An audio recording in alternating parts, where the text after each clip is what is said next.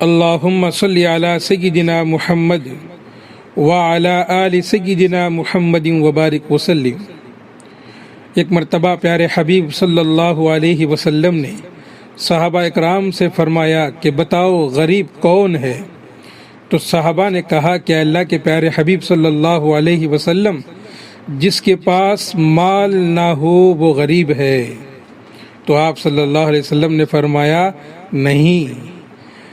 عرض کیا کہ اللہ کے پیارے حبیب صلی اللہ علیہ وسلم آپ بتا دیجئے کہ غریب کون ہے؟ تو آپ صلی اللہ علیہ وسلم نے فرمایا کہ غریب وہ ہے جس نے دنیا میں نیکیاں تو بہت زیادہ کی ہوں مگر کسی کو برا کہا ہو، کسی کو ذلیل کیا ہو، کسی کو دنیا میں کمینہ کہا ہو، کسی کا حق پامال کیا ہو، کسی کو تکلیف دیا ہو۔ قیامت کے دن وہ ایسے حال میں کھڑا ہوگا کہ حق والے اس کے حق مانگیں گے، اللہ تعالیٰ ان کے حق کے بدلے اس کی نیکیاں دلواتے رہیں گے حتیٰ کہ نیکیاں ختم ہو جائیں گی، لیکن حق لینے والے ابھی بھی کھڑے ہوں گے۔ وہ کہیں گے کہ ہمیں ہمارا حق دلوائیں۔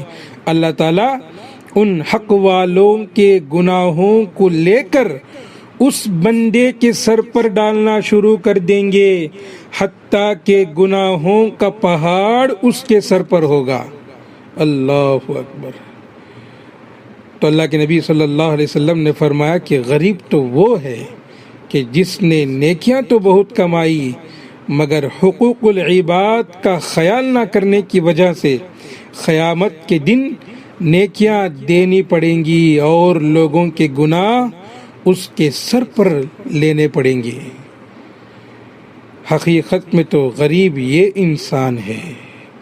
اللہ ہم سب کی حفاظت فرمائے۔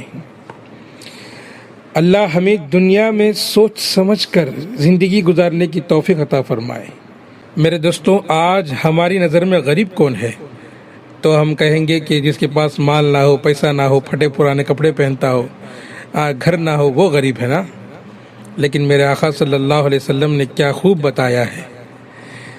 ہم دنیا والے ہیں، ہماری سوچ دنیا تک رہتی ہے، لیکن میرے آقا نے کہا کہ غریب تو وہ ہے کہ جس کے پاس نیکیاں ہوں گے لیکن وہ دنیا میں کسی کو تکلیف دیا ہوگا، کسی کو مارا ہوگا، کسی کا حق دبایا ہوگا، کسی پر ظلم کیا ہوگا، کسی کی پیٹھ پیچھے بات کیا ہوگا، کسی کو کمینہ کہا ہوگا، کسی کو ذلیل کہا ہوگا، اور قیامت کے دن وہ سارے کے سارے اس کے پاس آ کر کھڑے ہو جائیں گے۔ اللہ کے پاس کہیں گے کہ یہ ہمارے پیچھے بولتا تھا، ہمارا مال دبایا تھا۔ تو یہ نیکیوں والا قیامت کے دن کھڑا ہوگا اور اللہ تعالیٰ ان کے حق کو دلانے کے لیے اس کے نیکیوں کو اٹھا کر ان کے نام اعمال میں ڈالیں گے، یہاں تک کہ اس کی نیکیاں ختم ہو جائیں گی۔ اب اس کے پاس کیا رہا؟ کچھ بھی نہیں رہا۔ تو اب یہ فیصلہ ہوگا کہ یہ جو جن کے بارے میں یہ برا بھلا کہتا تھا ان کے گناہوں کو اٹھا کر اس کے سر پر ڈالیں گے۔ اب یہ انسان جو نیکیوں کا پہاڑ لے کر کھڑا ہوا تھا وہ ختم ہو گیا، اب وہ اس کے سر پر گناہوں کا پہاڑ لے کر دوزخ میں جائے گا۔ وہ شخص غریب ہے۔ اس سے ہمیں صاف بات سمجھ میں آتی ہے کہ ہم دنیا میں رہتے ہوئے سوچ سمجھ کر زندگی گزاریں، کسی کو تکلیف نہ دیں، کسی کو برا بھلا نہ کہیں، کسی کی پیٹھ کے پیچھے بات نہ کریں۔ آج تو ہم جھٹ پٹ بول دیتے ہیں لیکن کل قیامت کے دن سارا حساب و کتاب ہوگا، سب کے حق دلوائے جائیں گے۔ اللہ تعالیٰ عادل ہیں، عدل کرنے والے ہیں۔